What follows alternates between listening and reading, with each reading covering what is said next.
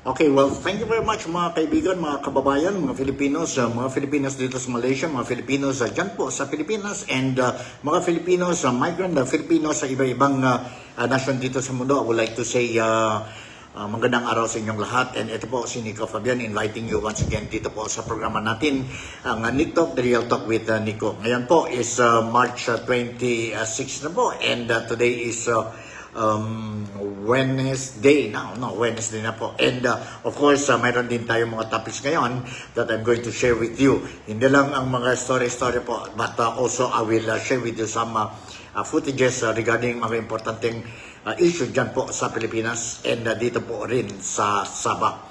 And ang mga topics natin ngayon po, kumusta na si Tatay Digong dyan sa Netherlands under the custody of ICC or International Criminal Court. Kumusta na si Inday Sara Duterte? Kumusta na ang kaso ng impeachment ni Inday Sara Duterte dyan sa Pilipinas? At kumusta na po ang Sabah? Okay? Kumusta na ang Sabah?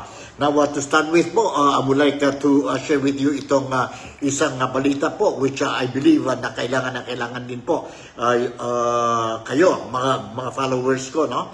To know what is happening dyan po sa Pilipinas regarding ang issue ni Tatay Digong. Now, mayroon na lumabas mga balita po dyan sa Pilipinas, particularly dyan po sa Davao, na itong mayor natin, incumbent mayor ng Davao, si Baste or Sebastian Baste Duterte, together with former senator, si Gringo Honasan.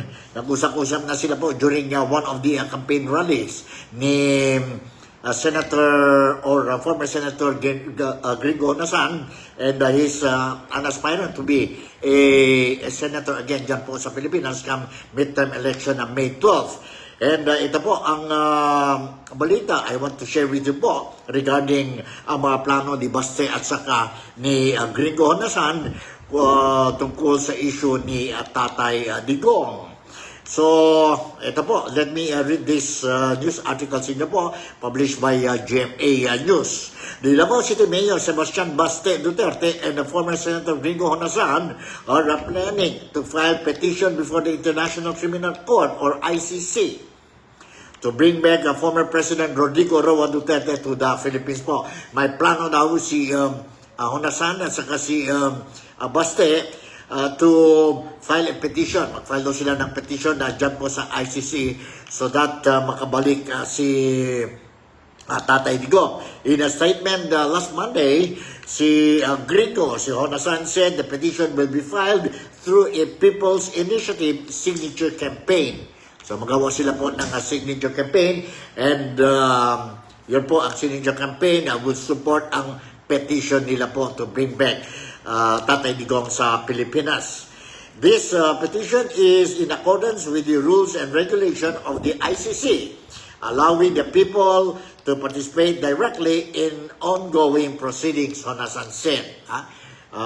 Allowed ito po, people's participation sa ongoing investigation sa ICC. We aim to gather as many signatures as possible and extend invitations to other organizations to join us in our efforts to bring back former President Rodrigo Roa Duterte and uphold sovereignty of our laws, courts, and the dignity of the Filipino nation, si Honasan said. So, ngayon niya po, they will try to get as much as possible po signature po, no? Signature sa mga Filipinos, and after that it will be supported sa petition nila po to send back Tatay Digong dito po o dyan po sa Pilipinas. So mga kaibigan, mga supporters ng Duterte or those who sympathize what is happening to Duterte and those who believe the leadership of the Dutertes is what we need in the Philippines, na pwede kayo po, no? Pwede kayo play active role dito po sa signature campaign, no? And I hope you are going to get, or the organizers, si Baste, si Mayor Baste, as well as si former Senator Gringo Honasan will be able to get millions of signatures po, no? Millions of signatures. Let's see po, and it's not only for the Filipinos, but in the Philippines, but also other organizations even in other or outside the Philippines po, they can participate. Onasan met with the Baste, son of the former president, in Davao City as part of his senatorial campaign. The senatorial candidate described the elder Duterte's arrest as a slap in the face and betrayal of our nation's courts and laws. Sampal daw ito po sa buka sa mga Filipinos. Yon we brought Duterte po dyan sa custody ng ICC. It is embarrassing for other countries and their citizens to know that we ourselves are turning our back on our compatriot and the former president and betraying him to the jurisdiction of ICC, even though our courts are functioning and our laws are being upheld. Si Honasan po said. Honasan served as a Secretary of Department of Information and Communication Technology during the Duterte administration. Alright. So yan po, the news that I want to share with you po regarding itong signature campaign. Now, let's see ang mga updates, ang plano ni Mayor Baste and Honasan kung kailan sila mag-umpisa nga ang sabihin natin ang signature campaign po. And ngayon, let's also talk about other issues tungkol kay Tatay Digong. But before we will talk about ang mga updates ni Tatay Digong po, no? How ang mga feelings ng Filipino, let me share you po ang statement ni Inday Sara Duterte, ang Vice President ng Pilipinas po, when after a meeting her father dyan po sa Netherlands, Monday yan po, no? Monday, today is Wednesday. Medyo late tayo ngayon po ang vlogging natin dito po dahil yesterday I was a little bit busy. I was flying back to KL and hindi tayo sabihin natin naka-vlog yesterday. Anyway, let me share you ang sabihin natin ang statement ni Inday Sara Duterte. Inday Sara Duterte about the condition of Tatay Digong. Okay, shoutout muna tayo kay Aisen Lim who is watching my Nick Talk, the Real Talk with Nico ngayon po dyan sa parte sa United States po. I don't know what exactly ang state where he is now, but I'm sure he is in America. Anyway, okay po, let's listen to this ang latest updates. Pero Monday pa ito po ang interview ni Inday Sara Duterte. Inday Sara Duterte. You hold on, ha? Hold on. Alright, sandali. Yes, maraming salamat sa inyong pagbisita dito sa detention center sa The Hague at maraming salamat sa pagpapakita ninyo na suporta kay Pangulong Duterte. Yes, so galing ako doon sa kanya sa loob at ang discussion namin meron pa rin kung zero pa rin, kung serious. Dumating naman na yung pililit para sa kanya na kung zero. So, hindi ko alam kasi galing na siya sa grocery kasi meron silang allowed sila ng grocery kung dumating na yun nandito sa kanya. Sir, bawal kasi ang magbibigay ng pagkain sa loob, so pwede siyang magluto. I-encourage ko siya kanina, sabi ko, Papa, magluto ka na lang, and then sabi niya na I cannot even boil water. What do you expect? So, yes, pwede naman magluto. Sige lang, dahan-dahanin ko lang. Pwede mag-volunteer as a cook. Unfortunately, sila lang din yung pwede magluto ng pagkain nila. So, yes. And, he said, sabi ko, maraming tao sa labas, nag-aantay. So, anong mensahe mo sa kanila? And then he said, now, ang message ko ay, if you are angry, you are allowed to say almost anything. And that is si artist dito na nalalapit sa birthday? Wala, sir. Wala man siyang nasabi kanina. And yung discussion lang namin is yung sa yung dental floss kasi ni-request na namin yun. So, nag-discussion din kami kanina. Nagtanong ako sa guard. What is happening to the request for dental floss? And then, kahapon kasi I sent a bag of clothes. Yung galing Davao City na mga damit niya, pinadala, tapos sort out ko yon, inayos ko, and then pinadala namin dito sa loob. At natanggap na daw yon kahapon ng umaga. Ngayong, Monday pala ngayon ang Sunday kahapon. Ngayong umaga, natanggap na yung umaga at i-deliver sa kanya bukas. Kasi pinaprocess lang, chinecheck lang. Nakita niya pa ba yung mga supporters na kahapon? Mga pictures. Okay, yun po si Inday Sara Duterte when met by supporters of Digong dyan po sa ICC or sa Netherlands last Monday ito po. And of course, she was interviewed and nabigay siya ang latest updates regarding sa tatay niya. Alright, and of course, shoutout muna tayo kay Mary Lou Pentoyo, who's also watching my program ngayon po dito sa Nick Talk, The Real Talk with Nico. Okay, during the ambush interview kay Inday Sara Duterte, last Monday, so itong GMA, si Maris Umali, threw some questions to Inday Sara Duterte, and you know what is the issue of Maris Umali and the supporters of Digong, because they were not happy with how Maris Umali is doing her job as or during interviews po, kay Inday Sara Duterte. Obviously po, they are not happy, and one of the questions she threw to Inday Sara po about the call for Marcos to resign, and Inday Sara Duterte made it very clear that that call did not come from her.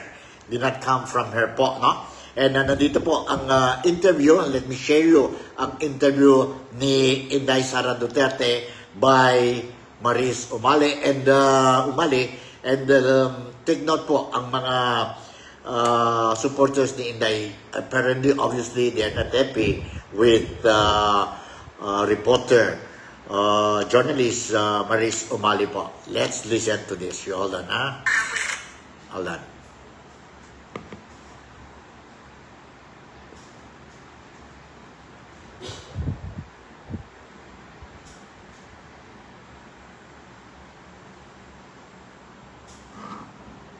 Sandali, Okay.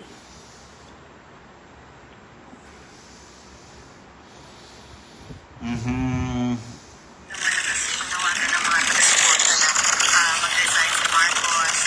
Sinabi po ng Malacanang ngayon na kung pinag-resign po nila ang Pangulo, sino makikinabang kahit sabihin po ni Sara, kung kayo nagsabi niya, kayo pa rin daw po ang makikinabang. Wala akong sinabi kahapon na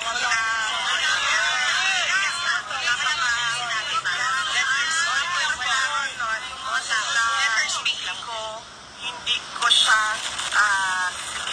wala akong sinabi kahapon na hindi resign. Yes, hindi ko yan ever sinabi na wala akong sinasabi ever na dapat mag-resign as BBM. Ang sinabi ko lang kahapon, sabi ko kung nananawagan kayo ng BBM resign, bigyan nyo ng rason kung bakit yan ang tanawagan ninyo sa kanila. And then I gave them example. It's very clear.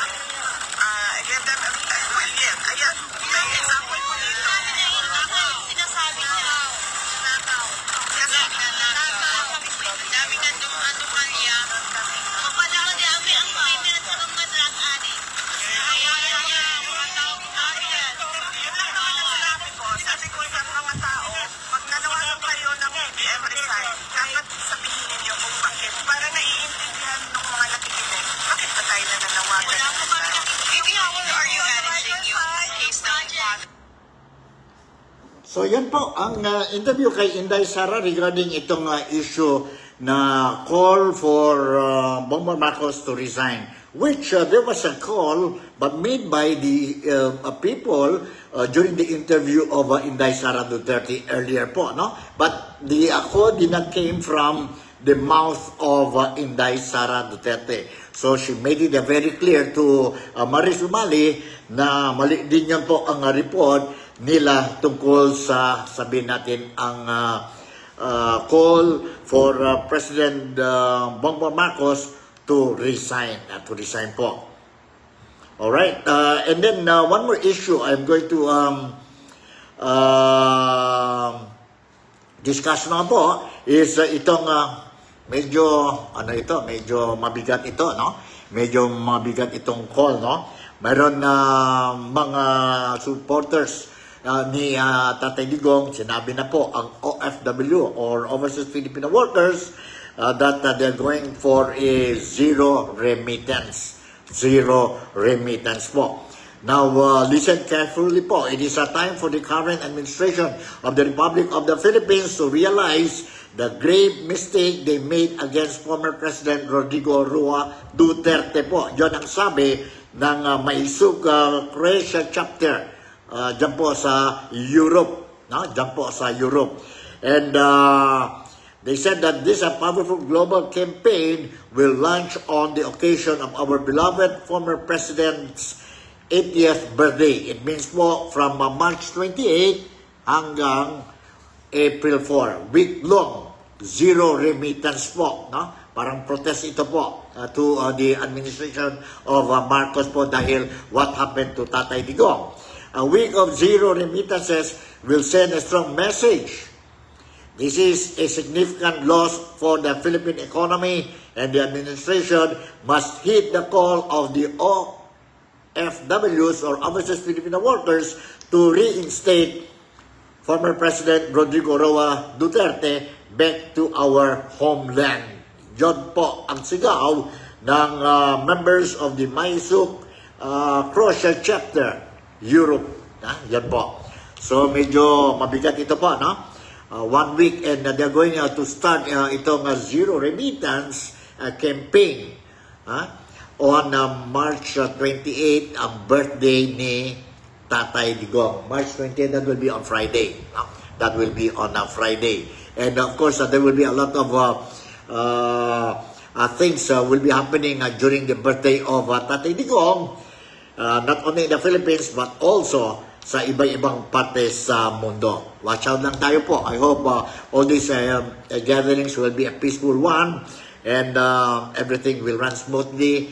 And kung yun man po ang destino ni Inday o ni Tatay Digong, that he will be freed and return back to the Philippines as soon as possible, then let it be.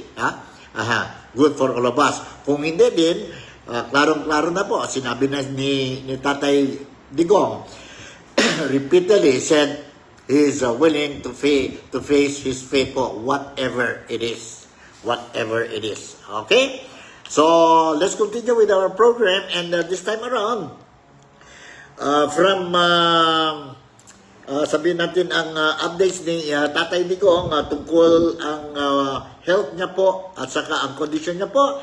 We went to the issue of calling Marcos to resign, and then the OFW zero remittance campaign. And of course, we mentioned about the campaign signature to be carried out by or planned by Mayor Baste Duterte and former Senator Gringo Honasan. So, last Monday, I managed to interview one of the former senators dyan po sa Pilipinas, no? She went to Kota Kinabalu City. She arrived last Monday po together with some 20 students for a cultural visitation, 5 days cultural visitation in Kota Kinabalu. And I managed to talk to her and seek for her reactions or comments regarding itong sabihin natin po arrest arrest of Tatay Digong po, who is now under the custody of, sabihin natin, ang ICC. And I am referring to po, the former senator is no other than Nikki Cosenteng. Nikki Cosenteng is a former senator, lady senator po, and also a former congresswoman po dyan sa Pilipinas. And she arrived in Kota Kinabalu City last Monday and will be going back on Friday po, back to Manila. And nandito po, I will share with you ang reaction niya tungkol kay ang issue ni Tatay Digong. Ang issue ni Tatay Digong po. And let me share you this comments ni former Senator Nikki Cosenteng. Alright, hold on ha. Okay, nandito po. At the situation of the sending out of former President Rodrigo Roa Duterte to the ICC. Well, it's created severe polarization in our country. And it has been reduced to, are you pro-Duterte or are you pro-Marcos? Which I think should not be the case. There is a greater national interest that has to be understood. There's a greater national interest that has to be preserved or supported. And that national interest will eventually redound to the benefit of every Filipino citizen. There are now many points that have been brought out, and it gets to be very complicated and very convoluted. But in the final analysis, it's what's legal that should be promoted rather than what's convenient for any political party. Politics has a way of rearing its ugly head.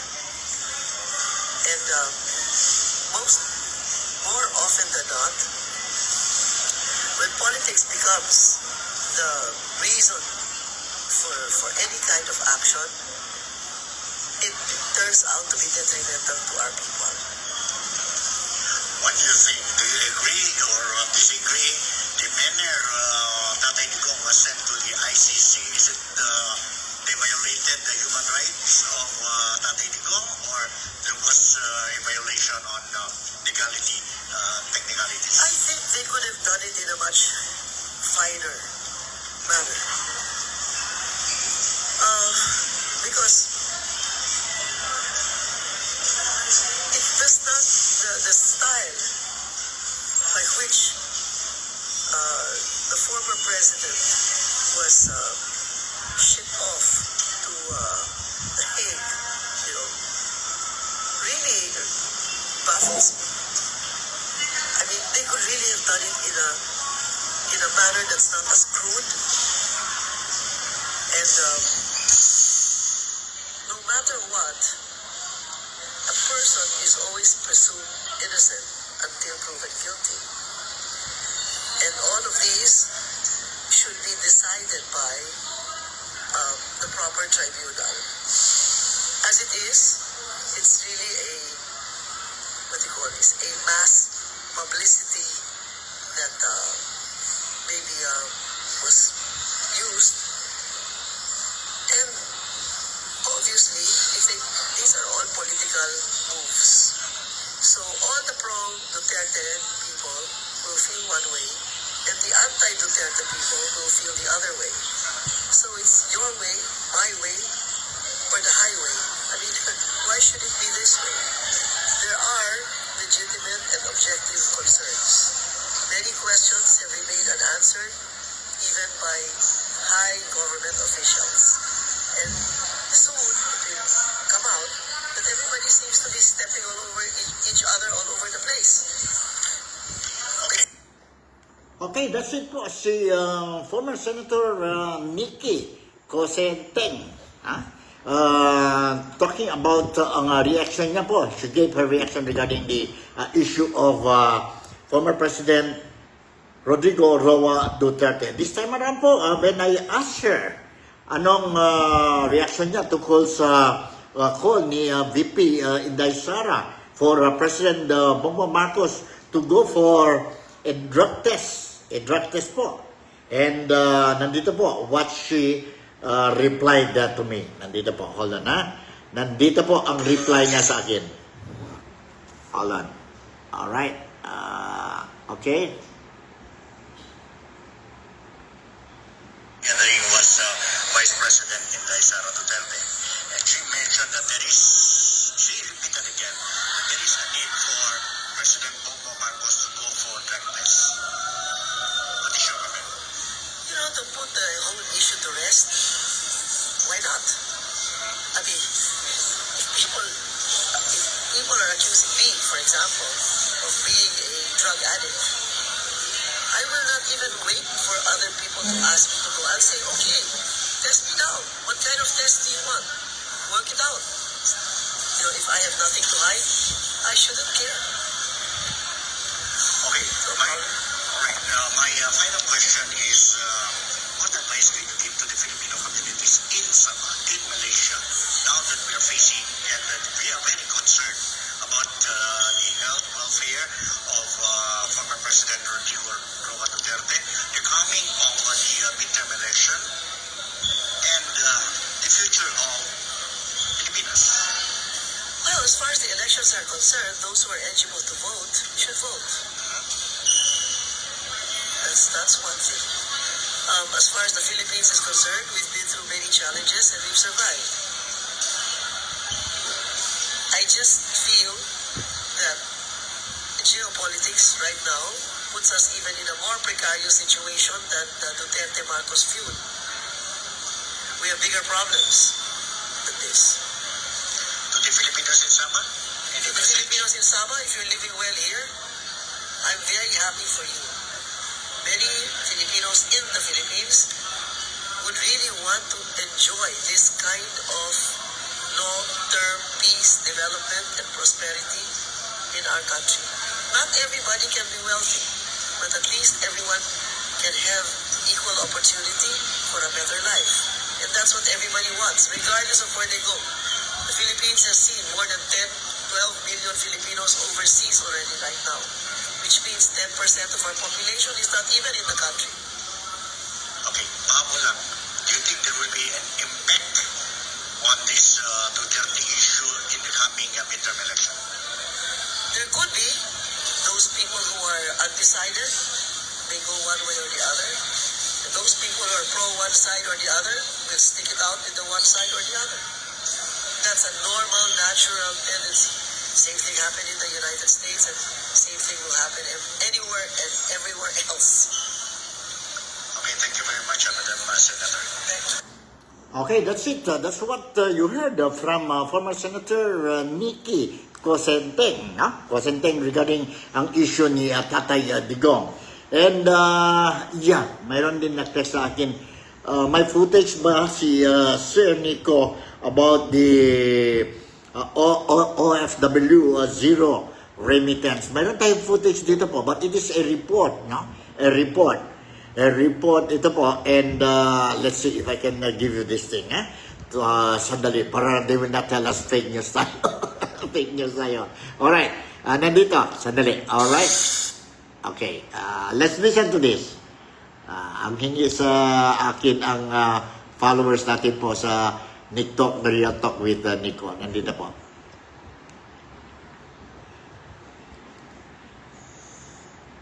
Daw nila ito sa hakbang ng gobyerno ng Pilipinas na iparesto at i-turn over sa international. Ano tayo?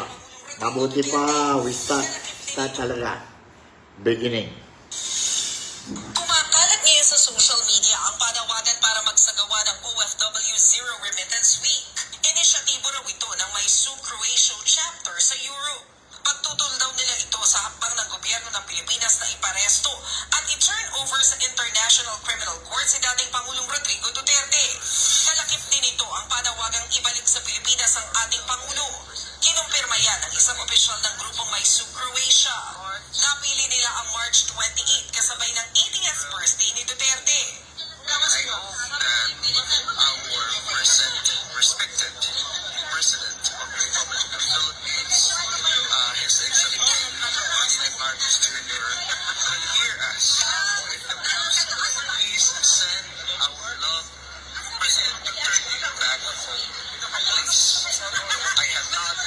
nothing against you. Just please send him back home. Ang remittance ay ang ipinapadalang pera ng mga OFW sa bansa para sa kanilang pamilya. Kaya ang Malacanang nanawagan sa mga OFW sa Europe na maging mahinahon. Kung di po sila magkakaroon at hindi sila magre-remit ng kanilang mga maaaring ipadala sa mga pamilya nila, hindi lamang po gobyerno maapektuhan, pati ang kanilang mga pamilya. Iginiiti ng palasyo na sumusunod lang sila sa proseso. Sana po ay malaman din po nila na ang pamahalaan at ng gobyerno ay tumutupad lamang sa ating batas. At may mga Pilipino rin naman po na nagreklamo, nag-file ng complaint laban sa dating Pangulong Duterte. Sana'y maging patas din po sila sa kanilang pananaw para po... Nagbabalita mula sa front. Alright, yun po ang footage tungkol sa story natin, yun OFW, zero remittance for 1 week starting March 28 hanggang April 4. Definitely po, may effect yun po, may impact yun po sa economy natin po. And paano na siguro ang mga loved ones natin dito po, no? Will they be really affected? Pero 1 week lang yun po, no? 1 week siguro sa mga loved ones natin, anila dyan sa Pilipinas, siguro din may pera pa man yun, 1 week lang yun, no?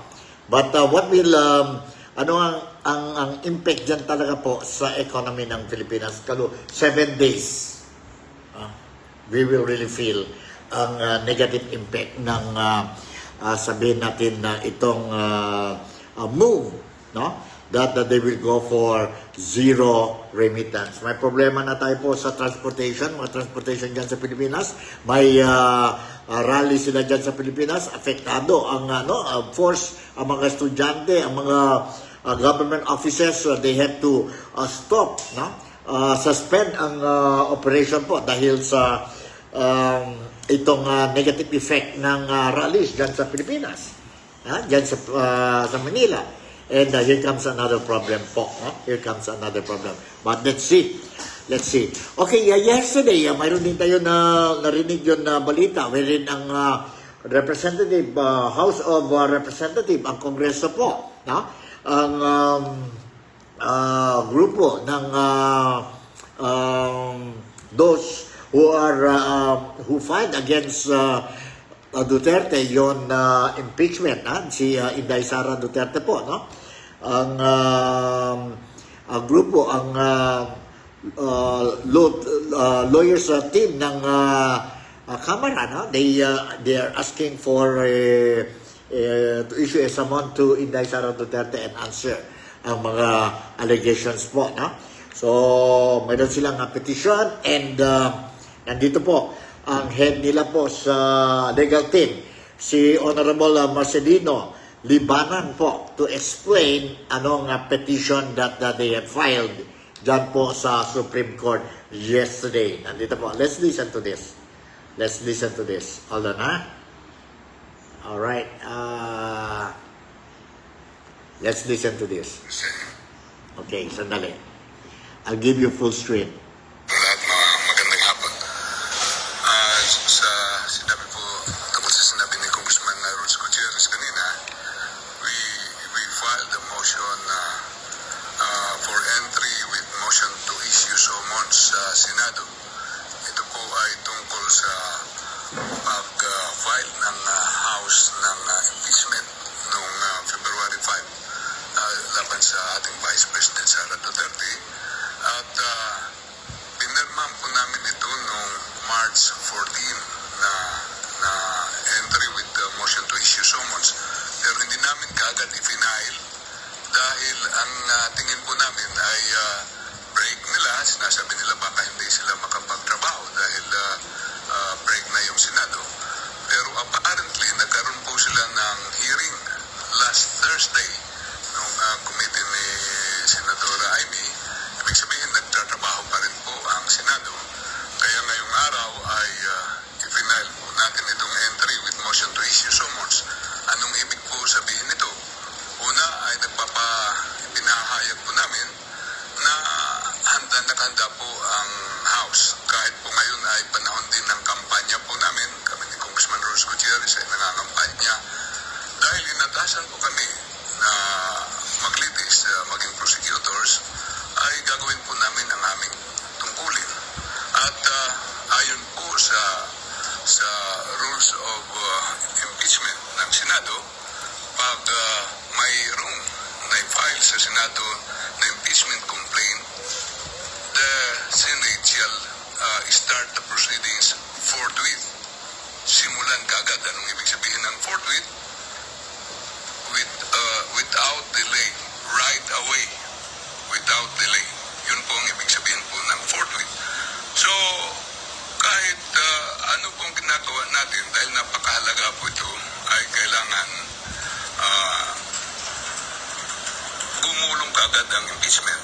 At dahil po dito ay nag-motion kami na isyuhan ng summons ang ating Vice President para sagutin na po niya at kung maaari, kung kaya nila, naipakita naman nila na kaya nila, nung mag-hearing sila sa Senado, magtrabaho po kami. Dahil noong March 23, nag-release po ako ng press release kung anong kahalagahan ng impeachment. Una, napakahalaga nito dahil it is, the first reason is to prevent more harm, further harm. Kung may ginagawa ang isang opisyal na nakakasama sa ating bayan, hindi lang ito sa kahit sinong impeachable officer, ay kailangan ma-prevent yung harm na kanyang ginagawa. Second is to uphold the rule of law. May konstitusyon tayo at ito po'y nasa loob ng ating konstitusyon. Pero provide po ito na pag sinabi ng congressman na 1/3 of all the members ay didiretso na sa Senado. 1/3 of all the members didiretso na sa Senado. Why? Kasi representative ng taong bayan yung mga representative sa Kongreso. Pag sinabing 215 na members of Congress, that is 2/3 of all the members of the House. So mas malaking obligasyon po yan. Kailangan nananaig sa atin ang rule of law. Ang ating konstitusyon ang pinakamataas na batas po sa atin. The third reason is to maintain public trust. Para palaging nagtitiwala ang taong bayan sa mga nanunungkulan dahil pag na-erode ang public trust, walang gobernong makakatayo. Ang pang-apat is to preserve institutional integrity. Kaya pag ganitong mga proseso, hindi po pwede na may delay, mga delaying tactics dahil napaka-mataas po ito na gagawin natin dahil ito po ay ang nililiti sa impeachment ay ang pinakamatataos na opisyal natin.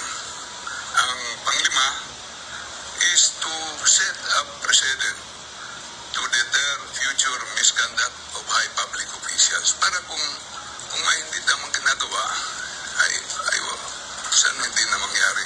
Kaya napaka-importante po ang prosesong ito at dahil sa entry with motion to issue summons ay pasasagutin na ang ating Vice President in a period of 10 days from receipt in accordance with the rules, the impeachment rules of the Senate na hindi pa naman nila binabago hanggang ngayon. Maraming salamat po. Okay, yan po ang prosecutor defense team ng Kamara or ng Kongreso po, no? Ng Kongreso, yun doon. Okay. Alright, sandali. Ng Kongreso po, si Honorable Marcelino Libanan po. Ano talaga ang gusto nila, no? Ito sa impeachment. Let's see po, maghintay na lang tayo hanggang sa July 30 yata yan po mag-start, no?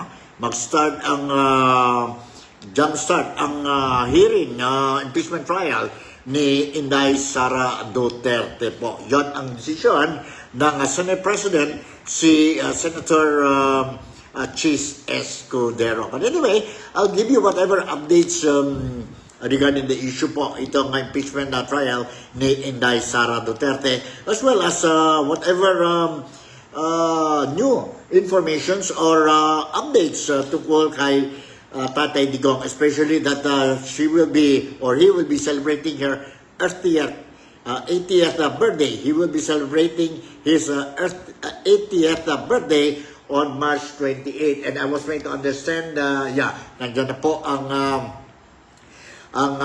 wives and si Madam Hanilet, Madam Hanilet and ang anak nila si Veronica o si Kitty nandiyan na po sa Netherlands and will be joining sa father ni Kitty kay Digong at saka si Hanilet, I don't know with the mother of Inday Sara kung dumating na ba din sa Netherlands for the occasion ang birthday ni Tatay Digong on March 28. And nakita din natin ang gobyerno ni Bongbong Marcos as early as happy birthday greetings to Tatay Digong. Alright. So yun ang latest developments natin dito po sa Nick Talk, the Real Talk with Nico. I hope masimpaano I managed to give you the much needed information that you need for today. I managed to entertain you and kung ano man po, let's keep in touch na I will make sure that you will be updated dito po sa program. So in the meantime, once again, si Nico Fabian would like to say thank you very much for making me a part of your day today. Malaysia, Sabah, the Philippines, God bless us all. I love you and see you tomorrow. Bye.